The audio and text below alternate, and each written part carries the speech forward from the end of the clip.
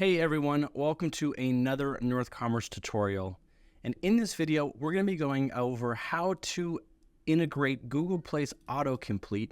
When a customer is typing at the checkout, they have their address auto-completed for them to make it easier to check out.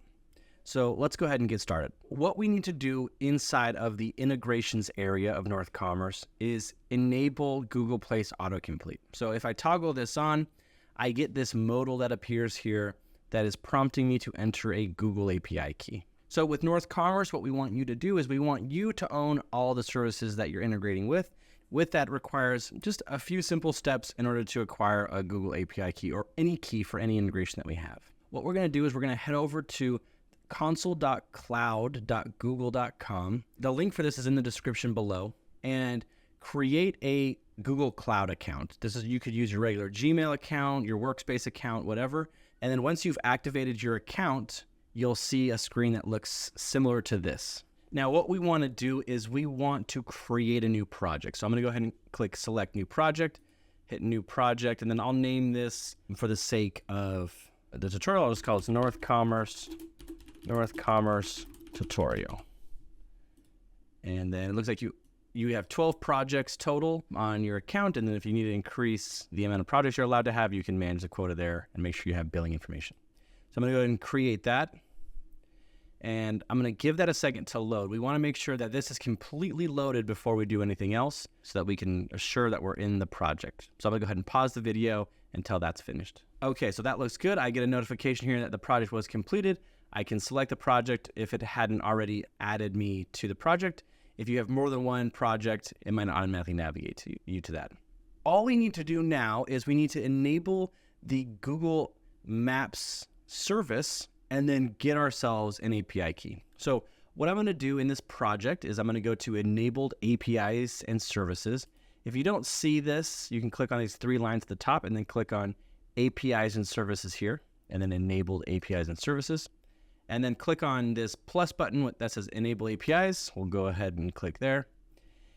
And now basically what I want to do is I want to search for basically these here. But if you don't see them in this view, what we'll do is you can search maps and we'll get all of this information here. So what I want to do is I want to get the Google Places API here. Okay, so I see it there. There's two different types. It looks like there's a new one. And so you should always use the latest version, so let's go ahead and click on this one. I'll go ahead and click Enable. And I'll make sure that I'll enable this. If this is your first time using a Google Cloud account, it's going to ask you to basically start a free trial, and that trial is basically a certain amount of credits that they'll give you. So once you use up the credits, then you'll be billed for all the usage that you have. There'll be a link below with the pricing for Google Places API. So we'll go ahead and agree to that, and we'll let this load. It's going to ask me to enter some payment information, it looks like. So I'll go ahead and enter that, and then we'll continue after we set these things up. Okay, so I've added my payments profile by entering my address, and then I added a payment method. So now we can go ahead and click Start for Free. Give that a second to load. And then we can go in here, and I'm just going to close this. This is just some information that they want to collect about you. I'm going to go ahead and close that. And then now I'll enable the Google Place API. And you'll see the pricing down there was $20 for every 1,000 requests. And then once this is all loaded up, we'll be able to get our API credentials and set that up here. So it looks like it automatically created one for us. So I'll go ahead and copy that. And then I can go to Google Maps platform. And it's going to take a second to load here. And then it's going to ask us if we want to restrict the key. You want to restrict the key. So in this case, I'm going to just type in the domain here that I'm using. So there's just this InstaWP site. And then I can do this little wildcard symbol here, which will include any domain or any page on this domain here. So I'm going to click Restrict Key. So you always want to do that just in case someone gets a hold of your API keys for some reason. They won't be able to use it unless they're on your website. So I'm going to go ahead and skip for now.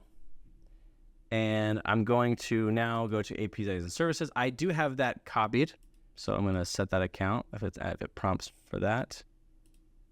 And I'm going to skip this stuff.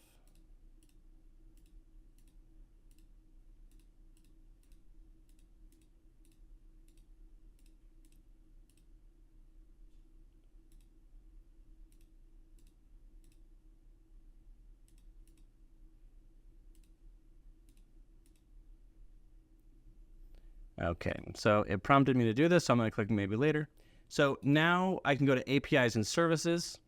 Now I can go to keys and credentials, and I'll see that my Maps API key is here. I should already have that key copied, but if you don't, you can always click show key and copy it again, just right here on the right side. And I'll paste that here, hit connect, and then that's been activated. And then let's test this to make sure it's all working here. So I'll go to a product, and I'll go to products here, and then I'll add a product to my cart. And I'll come in here and I'll type in an email, and then, whoops, I hit tab.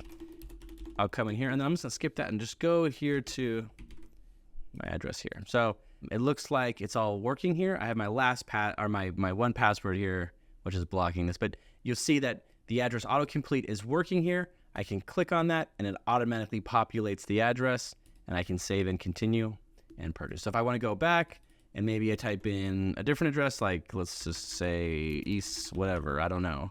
It's going to give us all of the suggestions here.